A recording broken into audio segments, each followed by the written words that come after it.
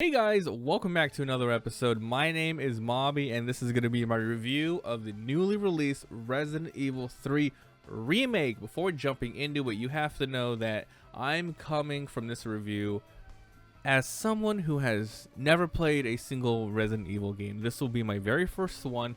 I am super familiar with the franchise. I know characters and stories, but this is my first time ever being behind the wheel of a controller playing the game from start to end. With that being said, I'm going to be answering, questions. Is this game worth it? Is it worth playing? Is it worth your time and money? We'll get into all of that. If you guys are interested, all of the footage that you're seeing coming straight from our Twitch live stream, I'm going to be uploading it all on my secondary YouTube channel in nice 1-hour chunk segments for your easily digestible viewing pleasure. And if you want to come by the Twitch live streams that go live Monday through Friday starting at 4 p.m. Pacific Standard Time, I am going to be playing through the hardcore, nightmare, and hopefully inferno mode. And then this Friday we're going to be playing some freaking Final Fantasy VII remake, so come on by and hang out. Let's get into the freaking review. Is it worth your money and time? As someone who has never played the original, I got through the game in, let's say, around 5 to 7 hours. There has been a lot of hyperbole and speculation. Hey, this game only takes 4 hours. I would say it will take 4 hours if you're playing this for the first time and you just run through everything and you skip everything. If you take your time, look for a lot of loot, you look at the atmosphere, you appreciate the content in front of you, it'll take the 5 to 7 hours. I played on standard mode, which kind of makes it very easy. I was under the assumption that this game would probably have limited saves, like I think ink ribbons, where you would have to be very cautious and wary about when you save, because you might not have saves later on. Playing in the standard mode, there were saves all over the place, like few minutes in between. It felt kind of hand-holdy in this survival horror game. And there's tons of what they call autosaves. Well, I say that like that's a new thing, but honestly, they have like a little thing on the top left where it has a little loading save thing. As soon as that pops up, I know, wow, they autosave. I guess something's going to happen there. So the game is very hand-holdy, but I did hear, and I'm going to try this out, that on hardcore, nightmare and inferno going up, the difficulty ramps up a lot more. You are going to get less bullets per crafting, and you are going to have to worry about ink saves or ink ribbons, and there's going to be no autosave. So going through standard, it's going to definitely help me going through those ones over there. So what is this story? What did they cut out? And how's the gameplay? So this game, of course, follows Jill, the protagonist from the very first game. From what I understand, she was in the Spencer Mansion. She's part of the STARS police department's special forces, and they're going inside to uncover Umbrella's crazy schemes. And that was the first game. The second game follows another character called Leon, who is a newly recruited Raccoon City police officer. Please correct me if I'm wrong, but this is all from just memory and what people from the chat has been telling me. And then he goes to Raccoon City and deals with his own plot.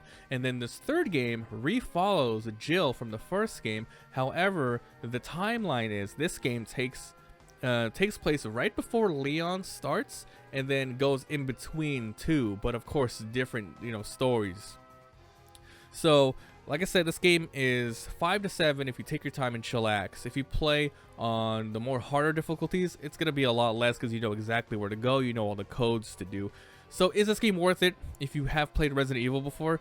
If you're, like I said, if you're a gigantic fan, you're probably gonna buy this game. Is it worth $60 though? Man, I would have to say the game has a facade. Like, I play tons and tons of games. $60, I don't think it should have been this price point. It should have been $40. I feel like it's $60 because, hey, they're trying to make as much money out of this. It's like Resident Evil 1, boom, full like 10+ hour game, the remake that is.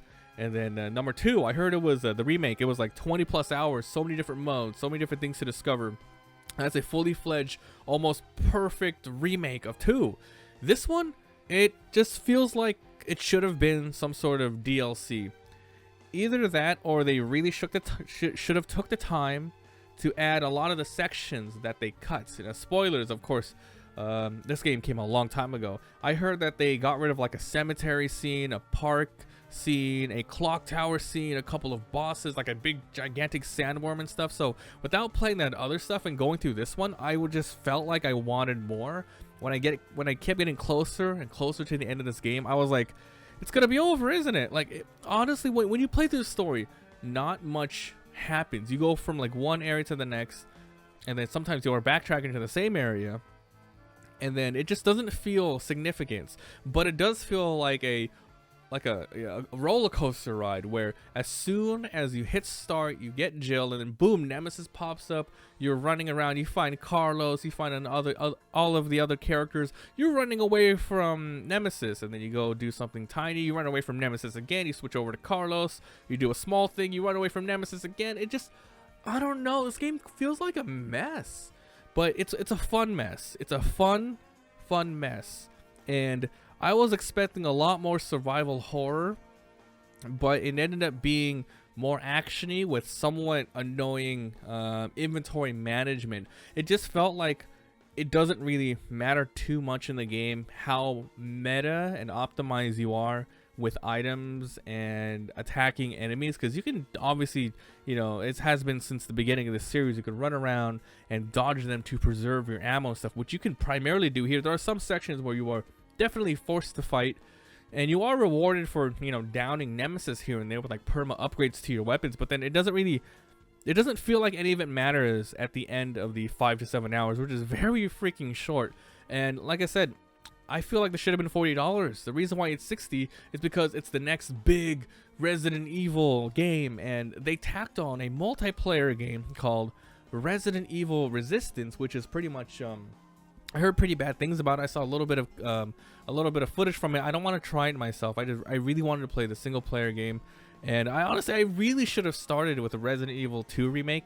And people say like, hey, if you like this one, are you gonna go play that one? Absolutely, I'm gonna go play that one. It's on sale. I'm gonna go get it right now.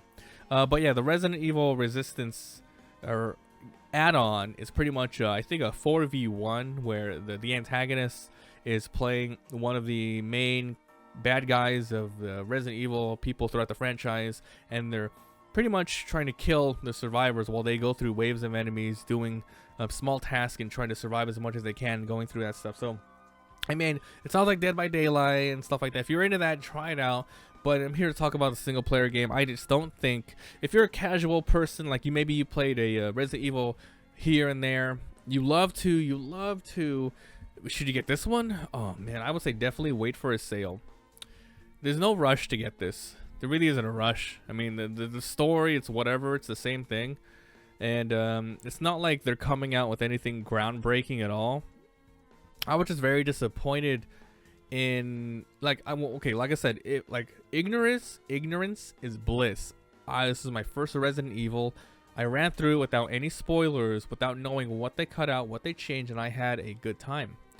That being said, it's not worth $60. It's worth $40 at the very maximum, dude. At the very maximum, $40. But if you know everything that they cut out and what they did, man, you're gonna be disappointed. Unfortunately, the main draw of this game after the first campaign is you have to go play it through hardcore, which makes the enemies much more difficult. I think you take more damage, they're more bullet spongy, and you get a lot less crafting results when you make bullets and stuff. And then there's going to be the Inferno mode, right? The Nightmare mode right after that, which I think gets rid of the autosaves, because that was a big problem. This game very, very, very hand-holdy, playing on standard mode, and it's not even that long a game in general, so I don't know why they did that. I felt like there was like save rooms and save boxes just like very, very, very too close together. Like when I first started the game, I didn't know what the heck the deal was. Like, oh man, how hard is it gonna be even on standard mode? This is a scary game. There's zombies everywhere. Oh my god, Nemesis is here. Am I going to be able to survive from 1 minute to the next? And then, you know, the first hour was like, wow, this is so tense, this is so crazy. And then the more you play it, the more you realize what the game design is, which is, hey, this is a facade. You have all of these sort of scary factors going on. and I wanted to feel tension. I wanted to feel stressed the whole time. But that was only the first hour. After that, it was like, wow, there's a ton of autosave load icons I see. If you die here, don't worry, you're not gonna lose progress. It doesn't matter that you saved up all your gear and then you went over here to manage it, and then you saved it only to run over here to die and not lose any progress, but rather you go back right before the boss fight and then you're in. So it really takes away a lot of the preparedness and a lot of the I didn't play the other ones, but I know people say, hey, the other ones are great because you are actually surviving, you're resource managing. It's stressful and it's satisfying when you get to the end knowing you did what you could do to get through it all. But this one, it's like, cool, you died, reload right away, you jump back in, rather than, okay, I'm gonna take this, I'm gonna go through 15 minutes of this and then fight the boss, and then, wow, we got here, there's a big risk reward here, I saved up all this ammo running through, can we beat this boss? But no, it's just like, I see the load icon and I'm like, okay, let's just go through this. It's not, I don't know if it's that easy to explain. Hopefully for those of you who enjoy challenging the game can understand. But like I said, you have to play the game again like a couple of times before you get to that mode where it's almost like a classic mode where you are going to get ink ribbons to make your saves be very limited. And then I'm really excited to play the final difficulty because it has a description in the game where it says an enemy and item placements are moved around, so that one's gonna be very, very fun. But yeah, other than that, Resident Evil, it looks good. Like I said, it's a roller coaster ride that should have been a DLC. They tacked on some weird multiplayer no one asked for, and I am a little disappointed that I didn't play Remake 2 before this one. But I really thought, like, damn, they did all these reviews, all these high praises on Remake 2. People loved it. I'm like, cool. If they like that one, man, they're gonna do a bang up job with Remake 3. But they got rid of a lot of stuff. I don't know if I mentioned it, but I feel like I heard that they cut out some areas like a park, a cemetery, a clockwork, a gigantic clock tower, and some bosses. So this game just left me wanting more. There are no multiple endings. There's no multiple paths as far as I'm aware. And the gimmick is just replaying the game on harder difficulties, unlocking points through achievements, and going through a shop which you can get items to help you in future playthroughs, such as coins that if you hold on your inventory recover you over time, better damage, better perfect dodges, infinite weapons. Those stuff were in the previous game as far as I've heard, but this one just said it just has a lot less. And if you're going through this without knowing a lot, you're gonna like it. If you go through this thinking, hey man, this is just a DLC, good thing I paid $40 for it, you'll like it. $60, short game. The one before it, Remake 2, was amazing, super disappointing. But I don't regret playing it. It's just like, I wish there was more. I wish there was more. Well, so what's next? Are they gonna remake 1? Are they gonna remake 4? I'll be playing 2 for sure. Some people say that they want to try out Code Veronica. I should have brought the game. I have it just sitting up there. I was collecting some Dreamcast games, and that was the one I found there. So from what I heard, by the way, this is off topic, but Veronica was supposed to be the real Resident Evil 3.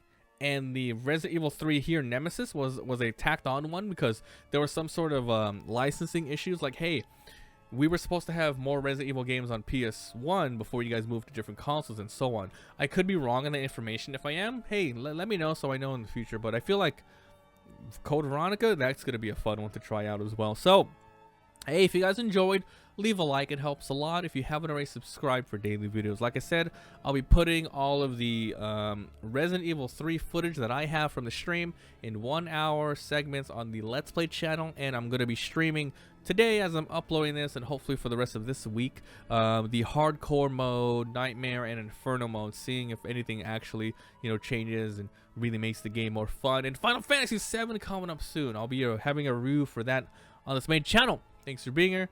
Thanks for watching, and I'll see you guys next time.